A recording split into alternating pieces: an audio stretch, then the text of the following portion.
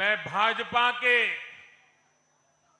हर कार्यकर्ता की खुशी में शामिल हूं और आज सिर्फ भारत का लोकतंत्र ही नहीं जीता है, आज भारत का संविधान भी जीता है। पश्चिम बंगाल में करीब 93% मतदान होना अपने आप में ऐतिहासिक रहा है। जिस सशक्त और समृद्ध बंगाल का सपना देखा था, वो सपना कई दशकों से पूरा होने का इंतजार कर रहा था।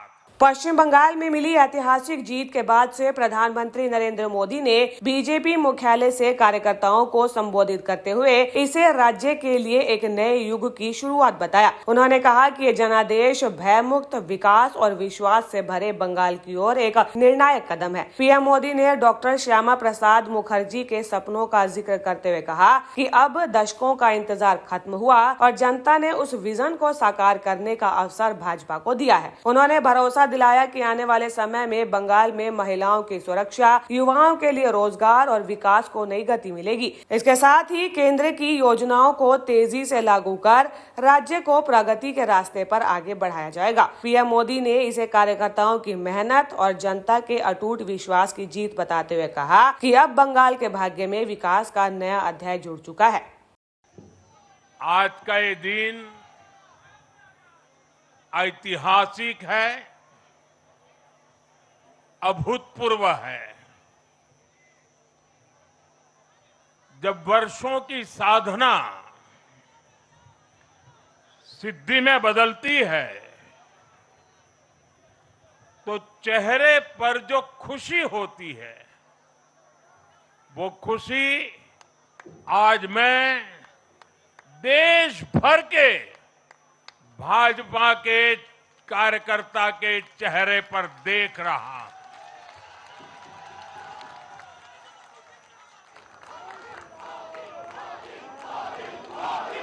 मोदी मोदी आप वो तस्वीर नीचे रखिए, पीछे लोगों को परेशानी हो रही, नीचे रखिए, नीचे रखिए।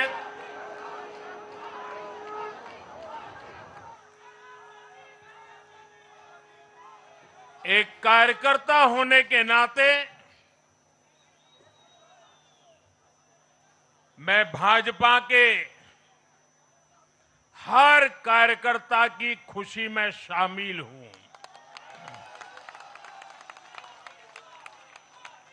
साथियों, आज का ये दिवस कई मायनों में खास है, विशेष है। ये देश के उज्जवल भविष्य की उद्घोषणा का दिन है। ये भरोसे का दिन है। भरोसा भारत के महान लोकतंत्र पर, भरोसा परफॉर्मेंस की पॉलिटिक्स पर, भरोसा स्थिरता के संकल्प पर, भरोसा एक भारत श्रेष्ठ भारत की भावना पर। साथियों, मैं बंगाल की जनता का, असम की जनता का, पुडुचेरी की जनता का, तमिलनाडु और केरलम की जनता का आज आदरपूर्वक नमन करता हूं। मैं उन सबको वंदन करता हूं। मैं आज बीजेपी के कोटि कोटि कार्यकर्ताओं का भी हृदय से अभिनंदन करता हूं।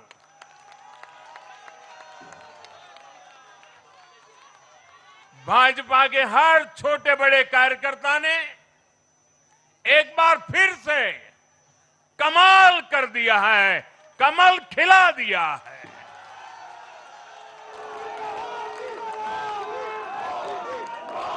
आपने नया इतिहास रच दिया है। साथियों, भारतीय जनता पार्टी के अध्यक्ष श्री नितिन नवीन जी द्वारा अध्यक्ष पद संभालने के बाद ये पहले विधानसभा चुनाव थे। इन चुनावों में पार्टी कार्यकर्ताओं का, हर कार्यकर्ता को उनका जो मार्गदर्शन मिला, वो मार्गदर्शन इस विजय में बहुमूल्य रहा है। साथियों, आज विभिन्न उपचुनावों के परिणाम भी अत्यंत उत्साहजनक रहे हैं। महाराष्ट्र, गुजरात, नागालैंड और त्रिपुरा में जो उपचुनाव हुए, उसमें हमारे उम्मीदवारों को जनता जनार्दन ने आशीर्वाद दिया और इन राज्यों में भी जीत गए। एनडीए की नेता, महाराष्ट्र की उप मुख्यमंत्री सुनेत्रा पवार जी ने भी बड़ी जीत दर्ज की है। मैं इन सभी राज्यों की जनता का उनके समर्थन के लिए हृदय से आभार व्यक्त करता हूं। साथियों, जय पराजय लोकतंत्र और चुनावी राजनीति का एक स्वाभाविक हिस्सा होता है, लेकिन 5 प्रदेशों की जनता ने पूरे विश्व को दिखाया है कि ये हमारा भारत मदर ऑफ डेमोक्रेसी क्यों है। लोकतंत्र, डेमोक्रेसी हमारे लिए सिर्फ एक तंत्र नहीं है, ये हमारी रगों में दौड़ता हुआ संस्कार है। ये हमारी रगों की संस्कार सरिता है। और आज सिर्फ भारत का लोकतंत्र ही नहीं जीता है, आज भारत का संविधान भी जीता है। हमारी संवैधानिक संस्थाएं जीती हैं, हमारी लोकतांत्रिक प्रक्रियाएं जीती है। पश्चिम बंगाल में करीब 93% मतदान होना अपने आप में ऐतिहासिक रहा है। असम, तमिलनाडु, पुडुचेरी और केरलम में भी मतदान के नए रिकॉर्ड बने हैं। इसमें भी महिलाओं की भागीदारी बहुत अधिक रही है। ये भारतीय लोकतंत्र की सबसे उजली तस्वीर बन रही है। साथियों, मैं आज चुनाव आयोग के सभी कर्मचारी भाई बहनों को, जो भी मतदान से जुड़े प्रक्रिया के सारे कर्मी थे, साथ साथ विशेष तौर पर सुरक्षा बलों का भी मैं आज बहुत बहुत अभिनंदन करता हूं। भारत के लोकतंत्र की गरिमाओं को बनाए रखने में आप सबका योगदान इतिहास हमेशा हमेशा याद रखेगा। साथियों, आज भाजपा के कार्यकर्ता के रूप में मेरे मन में बार बार एक और बात आ रही है, और वो बात यह है कि डॉक्टर श्यामा प्रसाद मुखर्जी की आत्मा को आज कितनी शांति मिली होगी।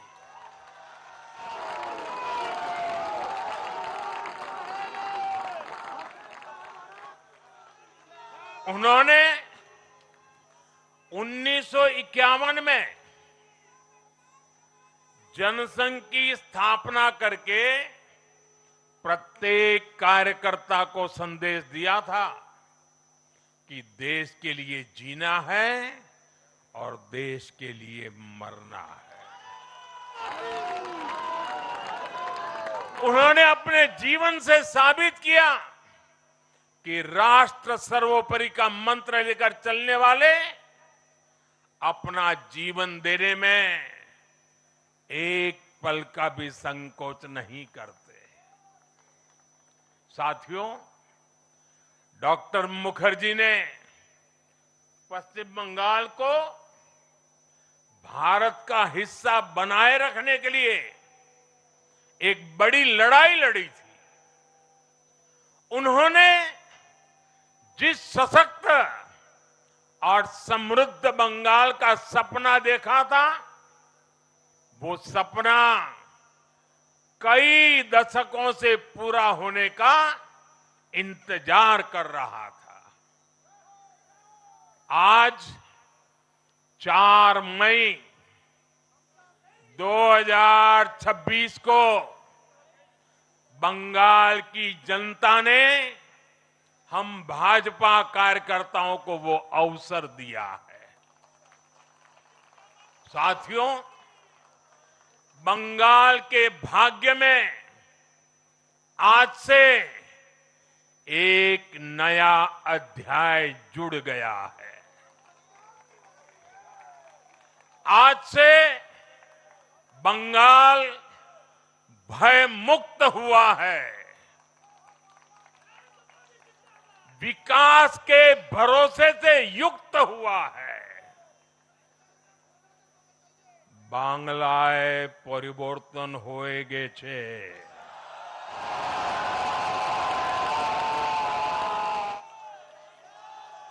साथियों, इस जीत के साथ साथ वंदे मातरम के 150वें वर्ष में भारत माता को और ऋषि बंकिम जी को बंगाल के लोगों ने अपना सादर नमन प्रेषित किया है। योगीराज श्री अरविंदो को भी मतदाताओं ने ऐतिहासिक श्रद्धांजलि दी है। साथियों, बंगाल में हमारे कितने ही कार्यकर्ताओं ने अपना जीवन इस जीत के लिए समर्पित किया है। भाजपा की कितनी महिला कार्यकर्ताओं को तमाम अत्याचार सहने पड़े हैं।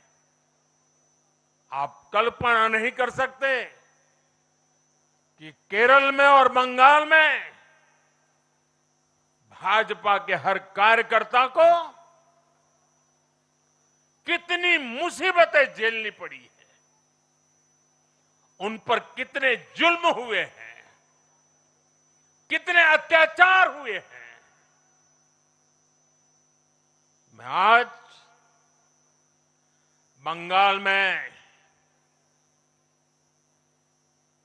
भारतीय जनता पार्टी की सफलता का श्रेय ऐसे सभी कार्यकर्ताओं को, उनके परिवारों को देता हूं।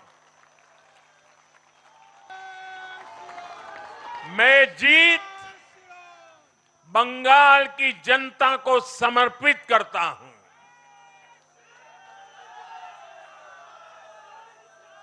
साथियों, अभी 4 मई की यह शाम भले ही ढल रही हो, लेकिन बंगाल की पावन धरा पर आज एक नया सूर्योदय हुआ है।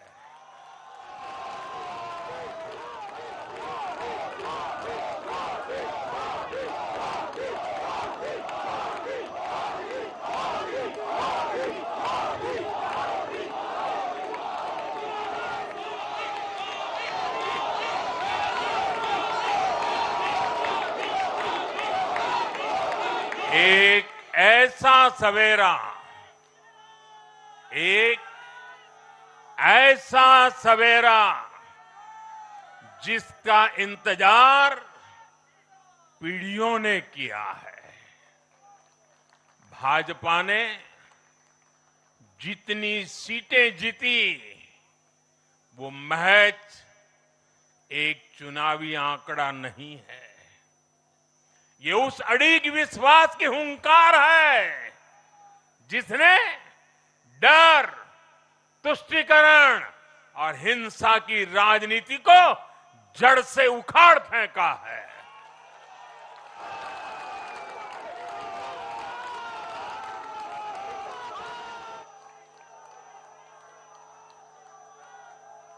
साथियों, आज से बंगाल के भविष्य की एक ऐसी यात्रा शुरू हो रही है जहां विकास, अटूट विश्वास और नई उम्मीदें कदम से कदम मिलाकर चलेगी। मैं आज हर बंगालवासी को भरोसा देता हूं, बंगाल के बेहतर भविष्य के लिए भाजपा दिन रात एक कर देगी। बंगाल में अब महिलाओं को सुरक्षा का माहौल मिलेगा, युवाओं को रोजगार मिलेगा, पलायन रुकेगा। पहली कैबिनेट में ही आयुष्मान भारत योजना को हरी झंडी दिखाई जाएगी और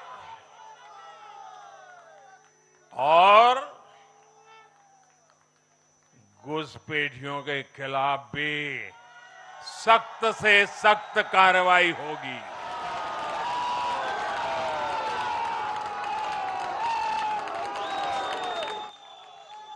साथियों,